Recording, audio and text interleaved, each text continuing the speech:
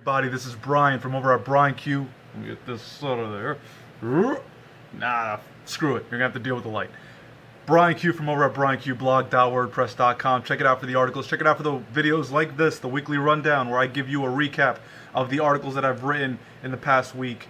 There's gonna be a shift in this whole Brian Q blog movement going on from now on.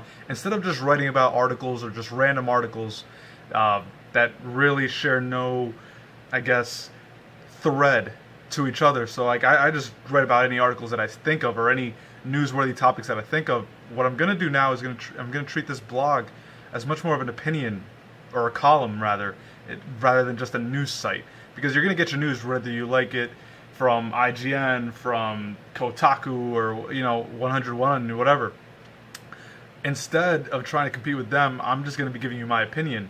And if you follow my blog and you like what I do, then you're going to appreciate the articles that I write, because they're going to be articles that I think you would like or that you would be interested in. So just giving you guys the heads up of what the change is going to be coming out for BrianQblog.wordpress.com. But I will still be doing the videos. I'm actually going to be ramping up the amount of videos I do. I'm going to do much more video reviews, the weekly rundown, the game times. I might be doing something over the weekend on Sundays to do like a box office recap. That's still in the works. I'm trying to get this production thing down, trying to get a new header, trying to get, title screen, all that stuff, but I don't want to rush it. I don't want to do a PowerPoint slide where it just says BrianQblog.wordpress.com. No.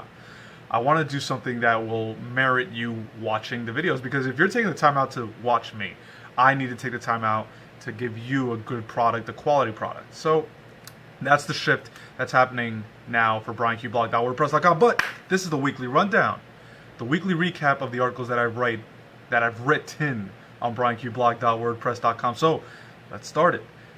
3 articles we have this week: Edge of Tomorrow review, Xbox One versus the PS4 8 months later, and we have new characters in Super Smash Bros. Brawl. Not Brawl, for the Wii U. I don't even know what they're calling it right now. I think it's just Super Smash Bros. Really. But those 3 articles, again, just a little case in point. That Super Smash Bros. Article, I wouldn't necessarily care, because most of this stuff, although I'm a big fan, it's not that newsworthy. Yeah, there's new characters in Smash Brothers, but it's not characters that really anyone's going to go gaga for. I doubt a lot of people play Fire Emblem, which is a great game. Fire Emblem, great game. If you haven't played it, you really should. But Lucina and Robin, if you know those names, then you should be excited. If you don't, imagine a female version of Marth from Super Smash Bros. Melee. And for Robin, he looks like a mixture of Lucas as well as Marth, because he has a sword, but he's much more of a spell guy. Reminds me a lot of Zelda, actually. Not Sheik, just Zelda. So those characters have been introduced. They also showed that Ike, a new version of Ike. He looks a little faster, he's a little more mature, as well as Marth and Captain Falcon have been obviously reconfirmed for this outing. These are characters that have been staples. Well, Captain Falcon has. Ike and Marth, it was up in the air whether they would return, but they have returned and they are going to be in the game. So for all you Ike and Marth fans, be happy about that. I was always an Olimar guy, and I'm very happy about that. He's going to be back in it. I also write in the piece, in the article that I wrote, how Super Smash Bros. And specifically Nintendo is starting to move away from this kiddie childish gimmick, as they've taken aware that their fans have grown up.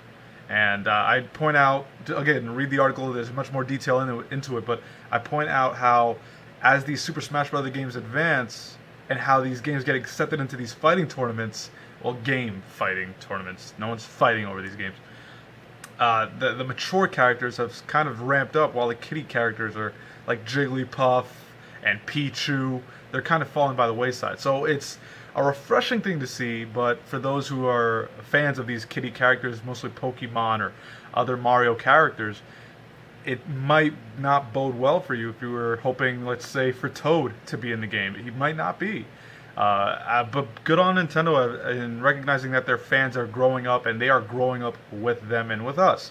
I'm a Nintendo fan, and I will most likely get a Wii U just for Smash Brothers, but that's besides the point. Again, if you want more, I'm sorry about the lights. Again, if you want more detail on these articles, go ahead and read them over at BrianQblog.wordpress.com. And second article I got is Xbox One versus the PS4 8 months later. Yes, back in November these consoles launched, and everyone did a console versus console, which one's better, which one's better. We couldn't tell really because the consoles just came out. There were no games really to be played on them besides sports titles. So 8 months later, a little has changed and a little has been shown. The game library is still considerably small, but on the indie development front, on the indie games, PlayStation Plus and Xbox Gold have been giving you some quality games, some very good product, and both games on both systems. On that point rather, they're on equal footing because a lot of these indie games are not necessarily platform specific, although some are, and the ones that are could be crucial on to see which person goes to which console.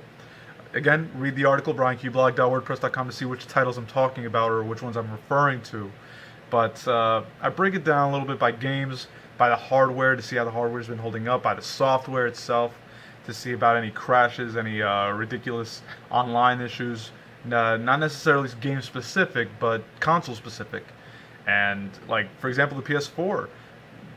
It experienced a couple of big issues when it first launched, but now it seems to be relatively fixed. The online issues on the PS4 have been very minimal.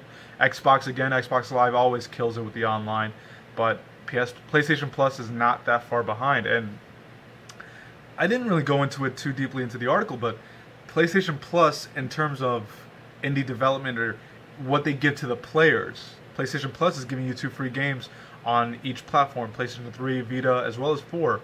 Xbox Gold, that whole membership idea, is coming in and doing the same thing, but it's playing catch-up. So on that front, Xbox is starting to catch up and get momentum, while PlayStation is still killing it in the sales. It isn't that far-fetched to see Microsoft getting a step ahead of Sony. We'll see what happens in about a year or so, but in another 8 months, I will do another video and I will do another article and we'll do a review.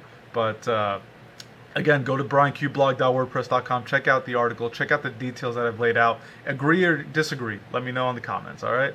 And the last article that I wrote was Edge of Tomorrow review. Yes, this movie came out about 2 weeks ago, I believe, but I had a review penned for it, just waiting in there, and I wasn't sure how to approach it until I saw Transformers: Age of Extinction. And I know that review came out earlier, but that is what really put in retrospect, or in hindsight rather, how good Edge of Tomorrow really is. Edge of Tomorrow, if you haven't seen it, I highly recommend it. It's a very, very good summer movie. It treats the audience correctly. It gives you a little bit of intelligence. It treats the audience not as dummies who just want to see action and mindless action rather, but it gives you a story, it gives you character growth, which is very, very rare in summer blockbusters. So right now, Edge of Tomorrow, as far as summer movies go, is up there with X-Men First Class in my idea. And actually, I don't consider X-Men First Class really a summer movie. I think it came out in May. So Edge of Tomorrow right now is the best summer movie going right now. We have Hercules coming out this week, as well as Ninja Turtles, which I am very, very hyped, very personally biased because I love the Turtles and I don't care who messes it up. I will still like it. That's coming out in 3 weeks, or 2 weeks rather, on August 8th. So we'll see what the summer holds for the rest of these movies. But Edge of Tomorrow right now is holding the crown. And yeah, go ahead and read the detailed review that I got, and over at brianqblog.wordpress.com, of course.